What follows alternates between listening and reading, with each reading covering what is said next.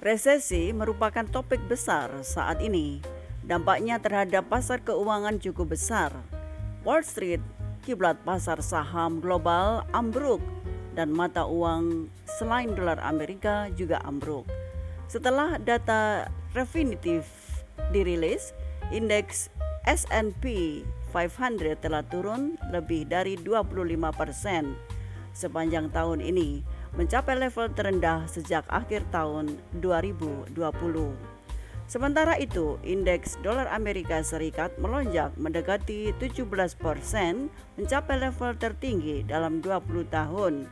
Indeks dolar Amerika Serikat yang meledak menunjukkan mata uang lain sedang jatuh.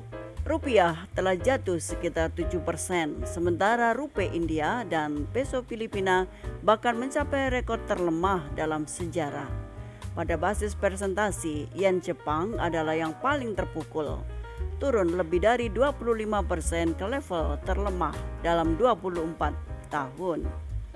Ringgit Malaysia juga jatuh ke level terendah sejak 1998 dan yuan China ke level terendah dalam 14 tahun.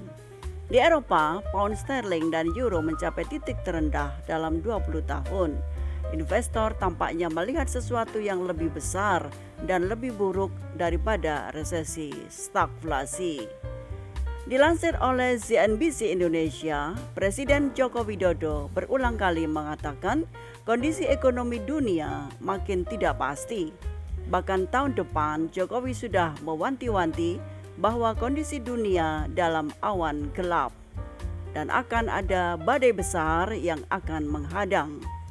Hati-hati ketidakpastian ini. Mengenai ketidakpastian ini dan tiap kali selalu diingatkan, dan kalau kita baca baik di media sosial, di media cetak, di media online, semuanya mengenai resesi global. Tahun ini sulit dan tahun depan sekali lagi saya sampaikan akan gelap. Dan kita tidak tahu badai besarnya seperti apa dan sekuat apa. Tidak bisa dikalkulasi, kata Jokowi saat pengarahan Presiden kepada seluruh menteri, kepala lembaga, kepala daerah, Pangdam, dan Kapolda di GCC Jakarta, Kamis tanggal 29 September yang lalu. Tidak seperti resesi yang saling terjadi, stagflasi cukup langka. Stagflasi adalah masa perlambatan atau stagnasi ekonomi yang disertai dengan inflasi yang tinggi. Sedangkan resesi yang di sisi lain adalah kontraksi pertumbuhan ekonomi setidaknya selama 2 kuartal berturut-turut. Kedua efeknya sama buruknya bagi ekonomi dan masyarakat, tetapi stagflasi lebih parah. Ketika inflasi tinggi dan produk domestik bruto (PDB) melambat atau tetap datar, ekonomi perlahan memburuk atau perlahan mati. Jika kondisi ekonomi memburuk, akan terjadi PHK massal dan pengangguran akan meroket. Inflasi dan pengangguran yang tinggi mungkin merupakan ciri dan stagflasi, dan keduanya biasanya bertentangan secara diametral. Selama resesi, pengangguran tinggi tetapi inflasi rendah. Jika lebih banyak orang kehilangan pekerjaan, konsumsi rumah tangga akan turun dan inflasi permintaan akan turun. Pasar kerja saat ini masih terlihat kuat dan beberapa negara maju yang mengalami kekurangan tenaga kerja. Stagnasi lebih sulit untuk disembuhkan daripada resesi. Politisi harus mampu mencapai keseimbangan antara inflasi dan pasar tenaga kerja.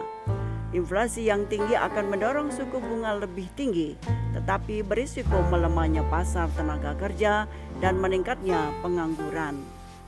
Sebaliknya, ketika tingkat pengangguran tinggi, diperlukan tingkat suku bunga yang rendah, tetapi ada risiko bahwa tingkat inflasi akan naik.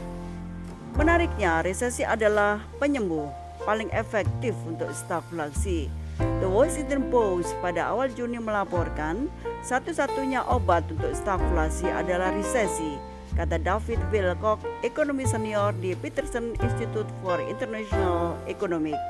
Ketika resesi melanda, permintaan juga melambat dan inflasi perlahan turun.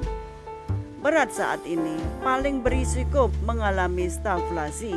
Inflasi di Amerika Serikat dan Inggris berada pada level tertinggi dalam 40 tahun. Inflasi bahkan telah mencapai rekor tertinggi di 19 negara zona euro. Di Indonesia, inflasi tetap terkendali, namun sejauh ini merayap. Perlu diwaspadai bagaimana inflasi di masa depan, terutama setelah harga BBM bersubsidi yang lebih tinggi. Selain itu, akhir tahun lalu, Federal Reserve Amerika Serikat dan beberapa bank sentral lainnya melihat inflasi yang tinggi sebagai pengetatan moneter sementara dan tertunda untuk menahan inflasi. Akibatnya inflasi terus melonjak. Demikianlah saudara, semoga bermanfaat dan silakan subscribe dan like serta tekan tanda lonceng untuk mengaktifkan notifikasi Anda. Terima kasih.